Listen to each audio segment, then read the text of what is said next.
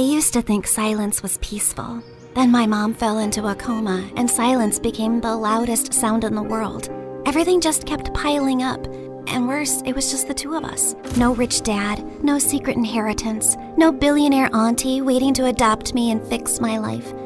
I tried to stay strong, but when the nurse gently reminded me again that we still had unpaid bills, something inside me finally cracked. I just nodded, locked myself inside the restroom, and finally broke down. I had already sold almost everything I loved. My iPad, my sweatshirts, even the tiny cute things that used to make me happy. What else was I supposed to give? My hair, both of my kidneys? I had almost lost hope. Please, I'll do anything. I'll study harder. I'll stop complaining about homework. Okay, maybe not completely, but I'll try. I won't even call the mean girls at school ugly goblins anymore. Just, please, I need a miracle. Just then, I heard a calm woman's voice speak. If you want a miracle, then look up. Wait, like treasure? You are reading it right. A special treasure awaits you. Is this a prank or something? Hello? I slowly turned around, expecting a hidden speaker or a hospital ghost with good acoustics. But there was nothing. I did not just hear a bathroom wall answer me. The wall did not answer you. I did. This is stress. People cry too hard and start hearing things, so this is totally normal, right? Just then, an arrow beneath the message suddenly started glowing. First I'm hearing things, and now I'm seeing things? What's happening? Believe your own eyes. Only that which you see is true. What is unseen is but an illusion. Okay. Let's say I believe you for 3 seconds. So, are we talking about gold? Money? Something that I could sell for millions? Because I don't need some riddles right now. I need some miracle, or at least some actual cash. Or some treasure valuable enough to change your fate. Whether it becomes salvation or disaster depends on who finds it first. And right now, you're already running out of time. Out of desperation to save my mom, I eventually gave in. I followed her out of the restroom, through the hallway, and toward the exit while she narrated every tiny step like a freaking GPS. Continue forward, and please do not look suspicious. Proceed to the exit. Step over the small crack. Avoid the wet spot. Lift your foot slightly higher. There is an unpleasant object 2 centimeters ahead. I stepped down, and my whole body froze. Oh, my apologies. I meant there was an unpleasant object 2 centimeters ahead. Too late. Soon, we reached a narrow alley between 2 old buildings. Miss, are you sure this is the right way? The path continues forward. Though I understand your hesitation, narrow passages often awaken the mind's instinct for danger. However, if treasure were always placed in bright, comfortable places, far few people would learn anything from searching for it. So, that's a yes? Oh, that pretty summarizes what I've said. So, yes. I finally stepped into the alley, and thankfully it was only normal scary and not dangerous and life-threatening scary. Just then, everything went silent all at once. Even the dramatic pigeon on the street shut up. Miss Lady Voice? Hello? Are you still here with me? Don't worry. I'm here. Just keep walking. Do not turn back yet. Step back and just breathe slowly. I only asked if you were there. And I answered with additional guidance. The alley stretched longer than it should have. Soon warm wind rushed past me, and when I looked back, the alley was gone, and I was now standing in an open field under a bright blue sky. Holy yummy cheese balls! Did I just teleport to another place? I also noticed a small glowing orb floating in front of me, shining softly like a tiny star. Yes, you have arrived in Mondstadt, the city of freedom, a land of wind, songs, nights, and many stories carried through time. I realized that the glowing orb pulsed when the voice lady continued yapping. So that meant her voice now had some sort of a body? So you mean I'm not somewhere in Europe and not dreaming? Yes. This is not Europe, nor is it a dream. A world with its own laws, gods, stories, wounds, and miracles. Why am I exactly in this unfamiliar land? I just want my mom to wake up. Then keep walking, Sabrina. The treasure hunt begins here. Fine. If this treasure can really give me a miracle, then lead the way. Watch out! Explosive encounter highly likely nearby. Explosive what? Just then, a loud boom suddenly echoed from somewhere near the trees, and a tiny red figure then burst out from behind a bush. Ta-da! Clee is here! Spark Knight of the Knights of Favonius. She is known throughout for her enthusiasm, remarkable explosive talent, and a long history of incidents that are best described as energetic. Sorry about that. Clee was only doing a little fish blasting. Well, maybe not a little, but the fish tastes so good, so Clee thinks being grounded for a day is worth it. Anyway, are you here for the treasure hunt? You know about that? Uh-huh. Miss Nicole told Clee. She said a dear traveler named Sabrina would arrive. Wait, you can hear her too? And she actually has a name? Of course, Miss Nicole is the best. And she talks inside heads because she can't talk with her mouth. Mom says she's very smart and very nice, but also talks a lot. Alice said that? Yep. I see. Clee skipped closer and grabbed my hand like we'd been friends for 10 years. Can Clee come play with her today, Miss Nicole? Please? Yes, you are allowed. As far as Alice is concerned, nothing is more important than a request from her beloved daughter. Yay!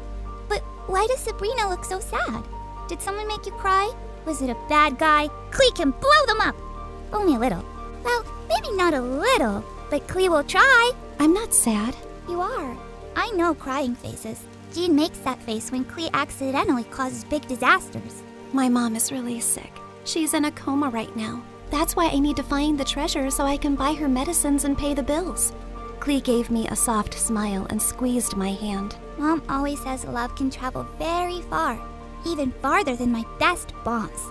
So your mom's love must still be with you too, even if she's sleeping. Thanks, Clee. You're welcome. And don't worry, we're going to find that treasure, help your mom, and only blow up the bad guys. Maybe we can do the first two without the third one? Clee will try very hard. Just then, Nicole's panicked voice suddenly filled my head. Watch out! Hilly Charles incoming! Hilly what? Literally 6 seconds later, masked monsters burst out of the bushes, and Clee pulled out her bombs like this was a normal Tuesday. Dumpty, dumpty, go! Boing, boing, boom! Oh my god, am I gonna die? Stay calm. Step back. Duck! Now! Before I could fully lose it, golden light bloomed beneath us. Moment of birth. A glowing flower platform rose from the ground, blocking the monsters just in time. Then a calm boy appeared above us and landed lightly. Mr. Albedo, you came! Clee knew you would. I heard explosions nearby and thought it would be wise to investigate. Finding Clee here confirms my hypothesis. Sabrina, this is Mr. Albedo. He's like my big brother, and he's super smart. Nicole quickly explained that Albedo was the chief alchemist of the Knights of Favonius, and that his knowledge of ancient mechanisms would be very useful for our treasure hunt. Clee is my little spark knight. I need to keep her safe and sound. Besides, investigating the unknown is certainly my thing, so count me in. Well, I guess the more the merrier. After that, Nicole led us to Thousand Winds Temple, an ancient ruin full of broken pillars, weird symbols, traps, slimes, and things that clearly wanted me flattened. But somehow, because of Nicole's directions, Albedo's magic, and Clee's little bombs, we made it through. I thought you were just going to lead me to the treasure. You did not warn me about all this. Seriously, did I get transported into a video game world or what? A world is only called a game by those watching safely from the outside. To those inside it, every path, every danger, every choice is real. Wow, that was beautiful, but also very unhelpful. Then allow me to be more direct. Keep moving. Something larger is approaching. Larger? Just then, the ground shook. From the dark corners of the ruin, 2 giant metal monsters slowly woke up. Please tell me those are statues. Please. Unfortunately, no. Those are ruin guards. Ancient machines built for battle. And judging by the glow in their eyes, they have already identified us as a threat. Before I could pee my pants, someone crashed down from a broken wall and stood between us and the machines like a walking shield. One swing sent a ruin guard flying back like a stupid little tin can. Whoa, this guy looked like he could punch a mountain and the mountain would apologize. Uncle Varka, you came! Klee knew you would. Now the big metal meanies are in trouble. Ah, the almighty Knight of Favonius to the rescue. How timely. Ha! Miss Nicole! Didn't expect to find you leading children into ancient ruins. And I didn't expect you to enter by jumping from a wall. Yet, here you are. Fair enough. When the coast was finally clear, Albedo calmly stepped toward the broken machines and found a small glowing fragment inside them. The moment he lifted it, the air around us shimmered. The first clue has awakened. First clue? Nicole's glowing orb rose into the air, stretched like a flower opening, and became a beautiful woman. Well, there you are. I was wondering how long you planned to stay as a floating light. Wait, you're Miss Voice Lady? You actually had a physical form this whole time? Nicole looked at me, and even though her lips did not move, her voice gently entered my head again. My apologies. Until the first clue awakened, I could only guide you through a small projection of my presence. Now that the path has opened, I can take this form before you. However, for certain reasons, I am unable to speak. This is the only way I can communicate with you. Now then. She continued yapping for 8 more minutes straight. And from what I understood, she was an angel called N from the Hexen Circle, a circle of powerful witches. She then explained that the glowing fragment was a piece of the treasure's scattered light and could lead us to the traces left across Tevat. The treasure you seek was broken long ago. Its light scattered across Tevat, leaving traces behind. This fragment will reach those traces. The brighter it shines, the closer we are to the treasure. Across Tevat? As in this whole world of yours? Several regions, yes. That means a long trip, but don't worry. With Miss Nicole's incredible sense of direction, we'd never have to worry about getting lost. Yay! More big adventures! Wait, no, not yay. I need to go back. I have classes tomorrow and a sick mom in the hospital. Nobody told me this treasure hunt came with a lot of obstacles and a whole world tour. I understand. Your fear is not unreasonable, but the treasure you seek cannot be reached by standing still. Each clue will bring us closer, and each step will return you to the wish that brought you here. Fine. For Mom, I would continue this crazy mission. After that, everything turned into the fastest, weirdest world tour of my life. The mute angel continued her directions like an unmutable treasure hunt navigation guide, dragging us across a giant magical map, jumping from one region to another, while I tried my best to stay alive and understand what was actually happening. In Inazuma, the sea was angry, the sky was angrier, and my stomach was fighting for its life. Storms often remind mortals that control is an illusion, and yet... Miss Nicole, respectfully, I'm about to throw up into the ocean. I suggest you give the kid the short version, Miss Nicole. Very well. Storms pass. Thank you. That one helped. In Sumeru, we finally got one peaceful break near a waterfall. Albedo sketched the view. Klee showed me Dodoko, and when she said her mom gave it to her so she would never feel lonely, my chest hurt in the softest way. After our little break, Nicole led us to Natlan, where we were nearly roasted alive. Fiery creatures chased us through rocky paths while she calmly yelled directions, and at one point, Varka carried Klee and me like luggage. This is fun! Uncle Varka is the best! Hold on tighter! Every trace we followed made the fragment shine brighter, and by the time we reached Fontaine, it was full-on glowing, like it had finally remembered where the real treasure was hidden. Nicole led us beneath the water to hidden ruins, where the fragment pointed us toward the final trace, the one hiding the real treasure. Freaking finally! Soon, we found a mysterious sealed door, and Albedo figured it out like a puzzle in minutes, using one of Fontaine's underwater mechanisms like it was nothing. The sealed door opened, and I thought we had finally reached the treasure. Behind it were more passages, hidden compartments, and even more puzzles. I swear to God, is the treasure shy or what? Ancient civilizations valued protection. Finally, we reached a chamber where a small chest waited on a pedestal. I opened it with shaking hands.